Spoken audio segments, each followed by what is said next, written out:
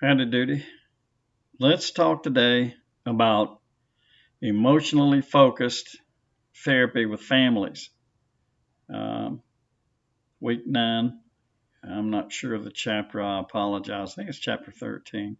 It's in the syllabus. So let's jump right into this because I'm going to give you a rundown of just what happens and what you do and why you're there, so on and so forth. So, what is it? It's a therapy that helps people to restructure their emotional responses. It also is designed to help strengthen relationships. So, in its origin, it was really for couples, but it got adapted. But trying to think of the names prior to in the 50s, the 50s up to the 80s, there were a lot of psychologists involved in this an approach. I'm sorry, I got a name on the tip of my tongue. I can't make it come forward.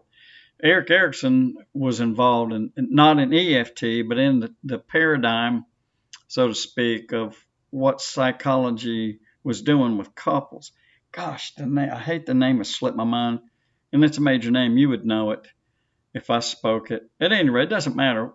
There was a shift in the way that psychology began to address couples. And that began in the early 80s, and then it really came to light in the 90s and was developed. You can read about who is credited with developing this therapy. It's not really as important as what it is. So it began with couples. Then, as results were seen, positive results, it began to be used in families. And it became known as emotionally focused family therapy. It initially was just EFT, emotionally focused therapy. So it has evolved into what it is today. And it has some fundamental tenets, if you want to call them that, that are not unusual in other types of therapeutic approaches. And the three biggies here are attachment theory. Number one, attachment theory basically states that people learn how to develop relationships based on their experiences as an infant. Now, you all know the studies done that began to identify the attachment theories. Ainsworth, her work, and the Strange experiment, I'm sure you remember that. So a child attaches to their primary caregiver, and this begins basically at birth, and it's in place by the age of 1.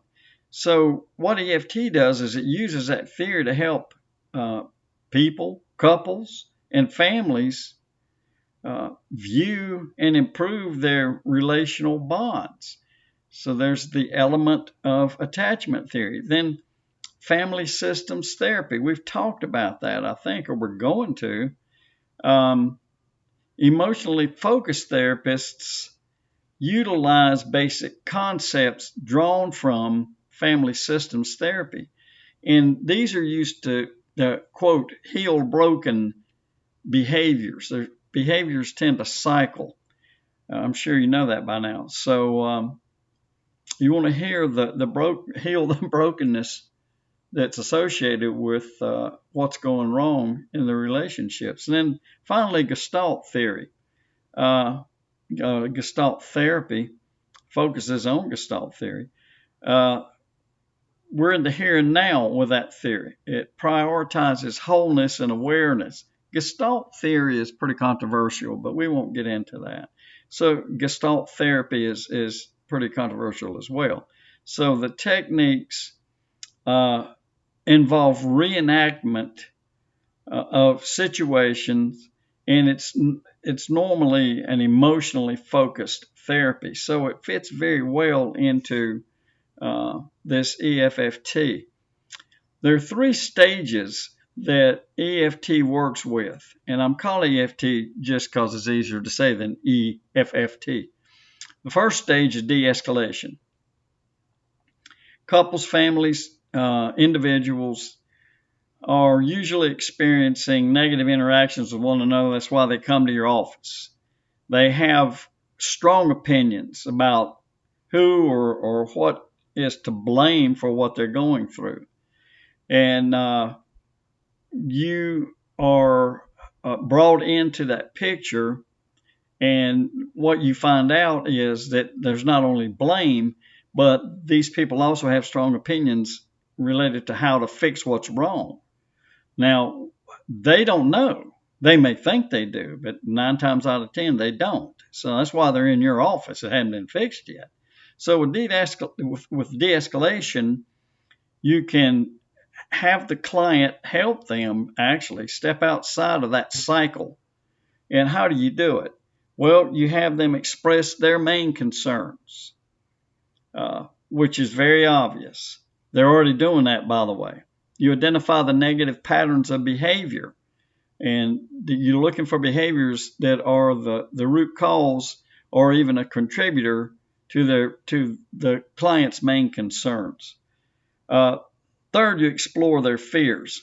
You explore their emotions, and you try to connect those to negative patterns of behavior on their part, right? Because that's who you're working with.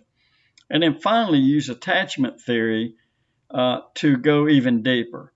What's the root cause of the emotions and fears that they are experiencing?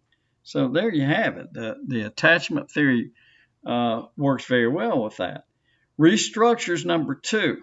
So we're doing 3 things here, remember? So de-escalation takes the problem that brought the client to your office.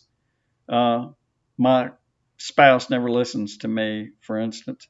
And you bore in to find out the emotions at the cause, at the root of conflict, rather.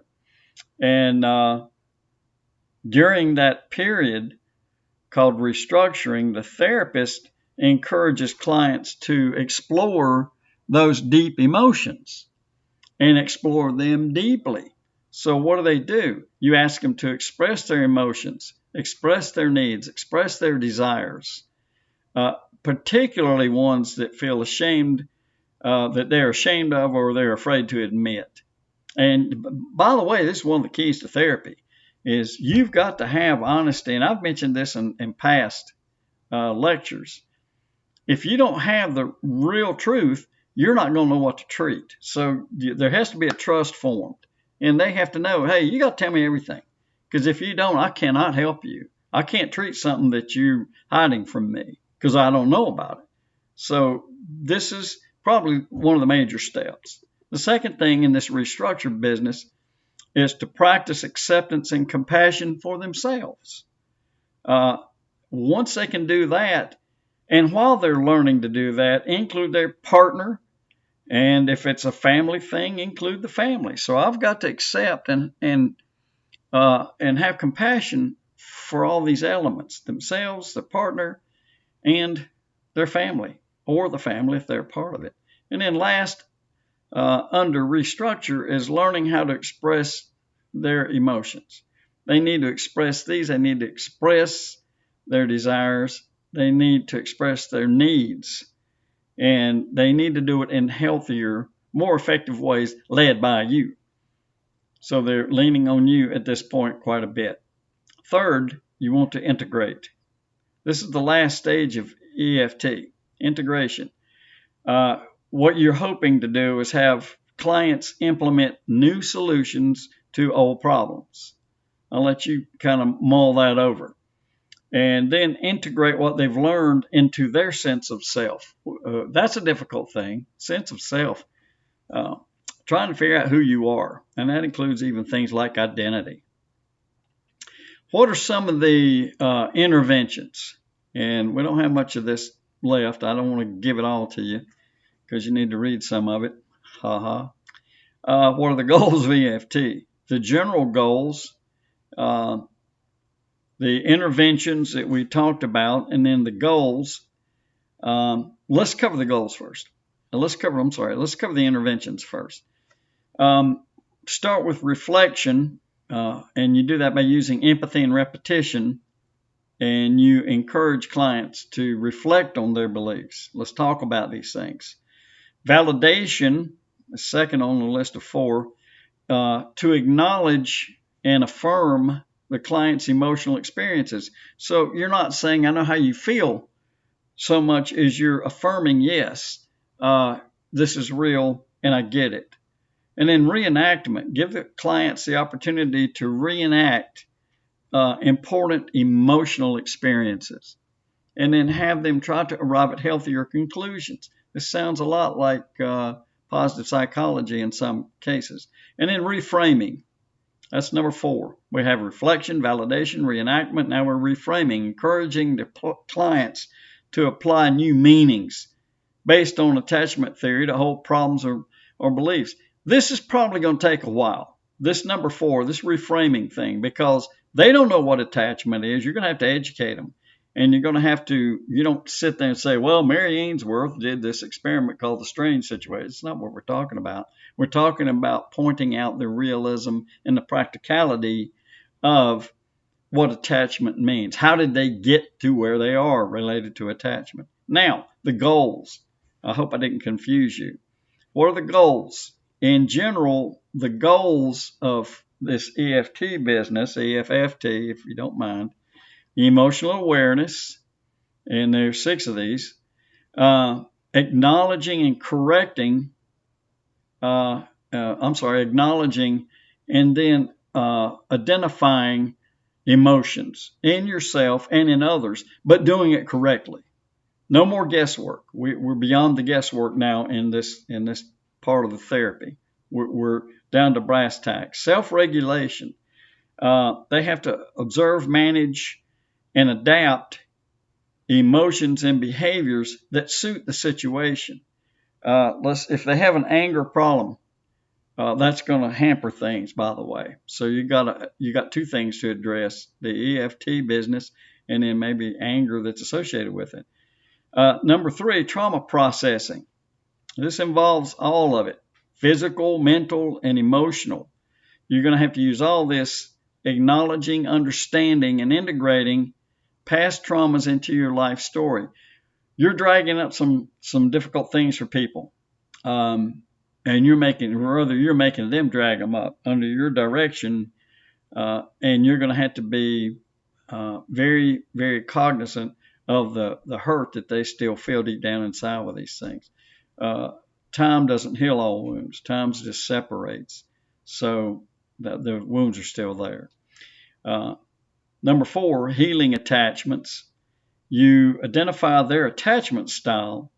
Most likely, you're going to see that this is some form of an insecure attachment style as a root cause. And then you have to work with them to make them more secure. They have to redevelop their attachment style. Very difficult as an adult. Very, very difficult as an adult. Difficult enough with a child. So, for instance, no trust. Eric Erickson would say trust versus mistrust. You weren't there for me when I needed you, or you pushed me off to someone else, and children remember that. So and it builds in them. So you got to break those bonds. Number 5, challenging unhelpful thoughts. You have to question unhelpful or harmful thoughts as the client instead of acting on them. Stop, take a breath, and think about what you're involved in here, and use the therapist's guidance to help you question those unhelpful or harmful thoughts and prevent acting on them. And then last, relational development.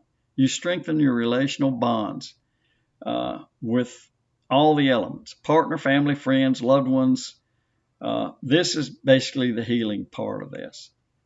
So, with all that in mind, I hope that you have some insight. What is gained from this? What does it work with other than what I've told you? Well, the biggies: anxiety and depression, the 2 biggest things in the world. Eating disorders, obsessive compulsive disorder, believe it or not, and then various traumas. So you can find a lot of information out if you read our text, and if you're that interested in this part of it, want to specialize or incorporate this in your practice later on, then you have a list of 5 things there to start with: anxiety, depression, eating disorders, OCD, and various traumas. All right, hope you got something out of this, and I'll be back with you shortly.